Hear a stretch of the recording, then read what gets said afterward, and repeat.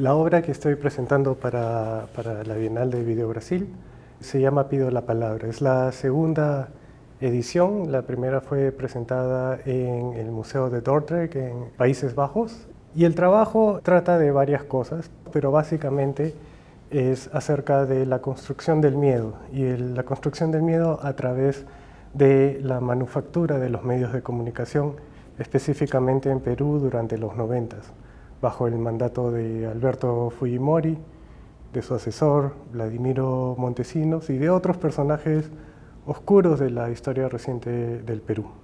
En general yo trato de que todos mis trabajos sean muy fáciles de escribir, si alguien los ve, y no tan fáciles de explicar acerca de qué realmente se trata.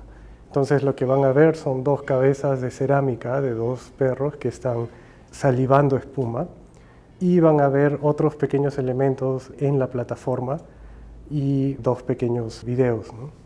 Yo normalmente trabajo con la historia reciente de mi país, desde el punto de vista urbano. Yo nací en Lima, crecí en Lima, y trato de ejemplificar cosas de la historia más grande a través de historias muy pequeñas. Historias que no van a ser necesariamente documentadas en el gran panorama de la historia peruana, pero que grafican qué es lo que se siente vivir en una ciudad como la ciudad de Lima, que al final se parece a muchas ciudades latinoamericanas. Por ejemplo, ya entrando un poco al aspecto iconográfico, los dos perros salivando son dos perros rabiosos, ¿no? En español, rabia es la misma palabra para la enfermedad y para la rabia, para estar enojado, ¿no? Durante los 80s, parte de los 90s, hubo este gran miedo un poco infundado acerca de los perros callejeros rabiosos, ¿no? De todos los perros en la calle tenían rabia, no te los acerques.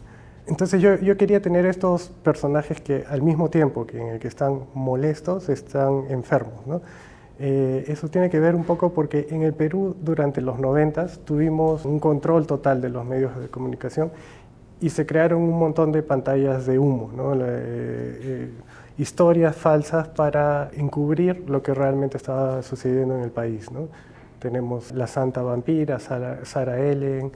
Todas estas historias eran construidas a propósito desde el gobierno en conjunción con los medios de comunicación, ¿no? Y ese aspecto ha creado una escuela desde los 90s hasta ahora, ¿no? Todavía seguimos, ya lo podemos identificar mucho más rápidamente, pero antes sin internet, sin fact-checking, sin nada, y con lo que sucedía en el país en ese momento, era una fórmula que funcionaba.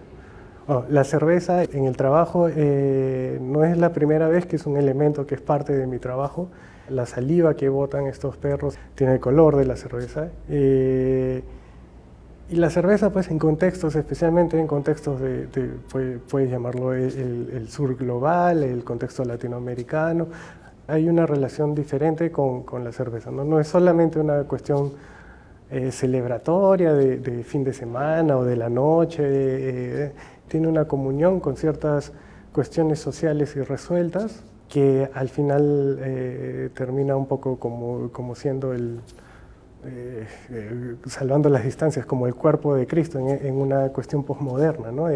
Como la sangre de Cristo en una especie de sacristía moderna que es distinta y también al mismo tiempo es difícil de entender, ¿no?